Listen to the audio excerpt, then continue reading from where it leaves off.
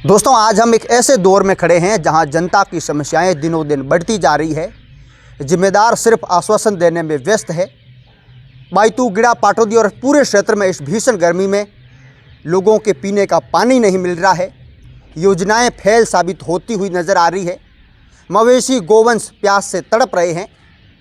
युवा रोजगार के लिए भटक रहा है। किसान अपनी मांगों को लेकर के लड़ रहा है और आम आदमी इस सिस्टम के चक्कर काटते काटते थक चुका है।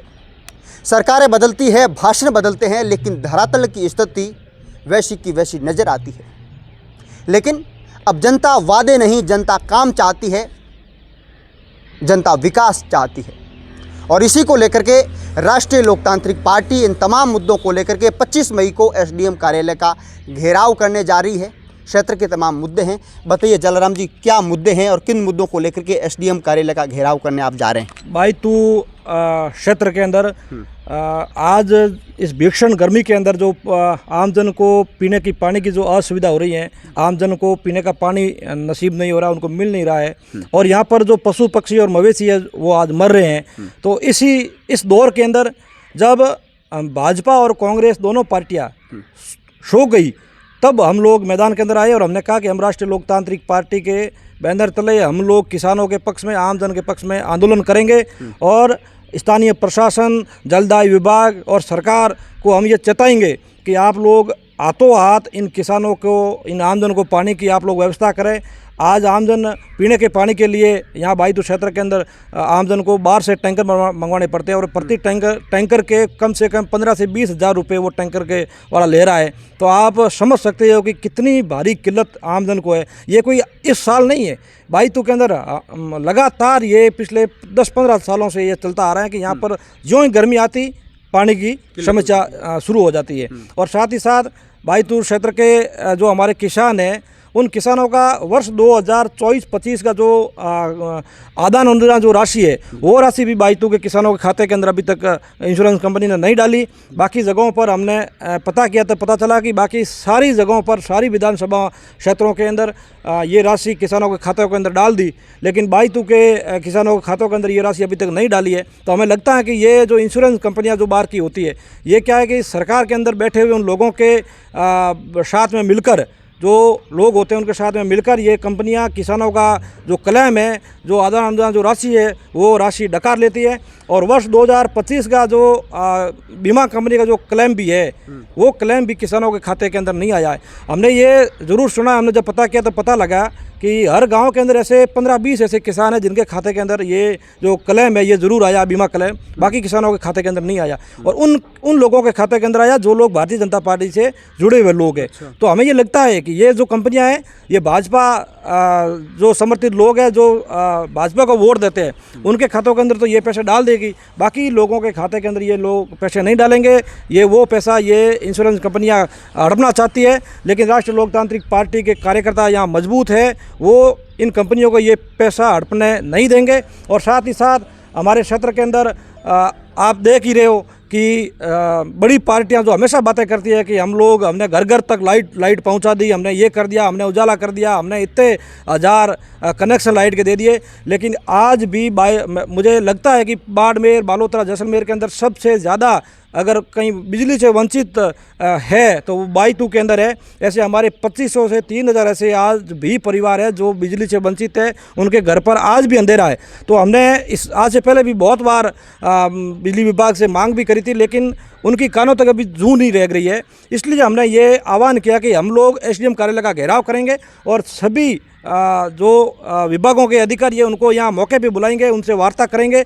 और इसके साथ में हमारी एक और भी मांग है कि बायतू उपखंड मुख्यालय को जोड़ने वाली 2 लंबी सड़कें हैं, जो खरंटिया, शणपा, बोड़वा, सेवनियाड़ा होते हुए जो एक बायतू उपखंड मुख्यालय को जोड़ती है, और एक डंडाली, नौसर और आगे बूढ़सरा, भोजासर होते हुए बायतू मुख्यालय को जोड़ती है। ये दोनों लंबी सड़कें हैं। इन सड़कों की भी आज हालात है वो जर्जर हालात है। और ये जो सेवनियाड़ा बोड़वा वाली ये सड़क, इसके ऊपर तो हर वर्ष 1 वर्ष के अंदर 6 महीने तक बाबा राम शाह पीर के जो पैदल यात्री है वो गुजरात से आते हैं, लाखों की संख्या अंदर इस सड़क पर चलते हैं। उस समय तो यहाँ पर यातायात के जो साधन हैं वो भी मुश्किल से चल पाते हैं। तो ऐसी स्थिति के अंदर हमारी मांग भी ये रहेगी कि इन दोनों इन सड़कों की चौड़ाईकरण करी जाए। इन 4 मुद्दों को लेकर हम आगामी 25 तारीख सोमवार को एसडीएम कार्यालय का घेराव करेंगे और यहाँ पर हमने पहले से ही कमिटमेंट कर रखा है कि ये इन विभागों से जुड़े हुए अधिकारी अगर हमें सकारात्मक हमारे साथ चर्चा करेंगे तो ठीक है। अगर हमें लगेगा कि ये अधिकारी हमारे साथ सकारात्मक चर्चा नहीं करना चाहते तो हम लोग यहाँ से बाड़मेर जिला कलेक्ट्रेट कूच करेंगे, कलेक्ट्रेट कार्यालय का घेराव करेंगे, हजारों कार्यकर्ताओं के साथ में, यहाँ के आमजन को साथ में लेकर और एक बहुत बड़ा आंदोलन हम लोग यहाँ खड़ा करेंगे।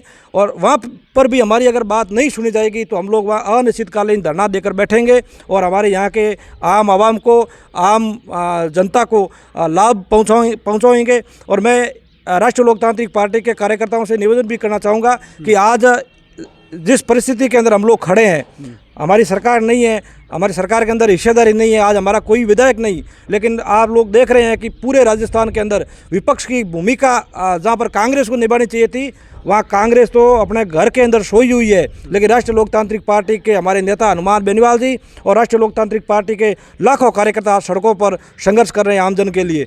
तो आज बाईतू विधानसभा क्षेत्र सहित हम पूरे बाड़मेर जिले के अंदर भी हम लोग संघर्ष कर रहे हैं और ये जो हम संघर्ष कर रहे हैं ये उस परिस्थिति के अंदर कर रहे हैं। यहाँ पर भाजपा के भी लोग हैं, सरकार के भी लोग हैं, भाजपा के नेता बड़ी बड़ी बातें करते हैं कि हमारी सरकार है, हमारी सरकार के अंदर हमारी इतनी चलती हैं, लेकिन आप भी देख पा रहे हो कि यहाँ के किसान के क्या हाल है। अभी हमने जो जिन मुद्दों पर बात करी, यहाँ का आम जन कितना परेशान है, लेकिन उन नेताओं को ये चीज़ें नहीं दिख रही।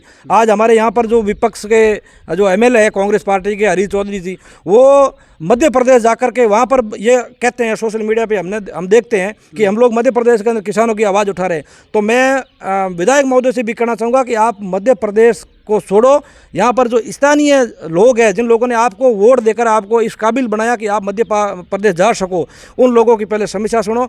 आप लोग देख सकते हो कि आज दिन तक पिछले 2.5 वर्ष हो गए चुनाव हुए 2.5 वर्षों के अंदर स्थानीय जन समस्याओं को लेकर स्थानीय विधायक ने एक भी ज्ञापन एसडीएम या कलेक्टर को नहीं दिया और ना ही कोई मांग उठाई। ये बड़ी विडंबना हमारे बाईतू के लिए है। तो राष्ट्रीय लोकतांत्रिक पार्टी तमाम युवाओं को साथ में लेकर यहाँ के स्थानीय जितने भी हमारे मुद्दे, उन मुद्दों को लेकर हम लोग सड़क पर संघर्ष करेंगे। और आप भी देख लोगे कि इस भीषण गर्मी के अंदर जब कांग्रेस और भाजपा के सारे नेता एससी के अंदर सोए हुए बैठे हैं, उस समय राष्ट्रीय लोकतांत्रिक पार्टी के हजारों कार्यकर्ता आपको यहाँ दिखेंगे जो 47 डिग्री इस तापमान के नीचे तपती हुई सड़क पर संघर्ष करेंगे और आम जन को हम लाभ पहुँचाएंगे। उनके अधिकारों का जो हनन हो रहा है वो हनन को हम रोकेंगे और उनकी लड़ाई लड़ेंगे।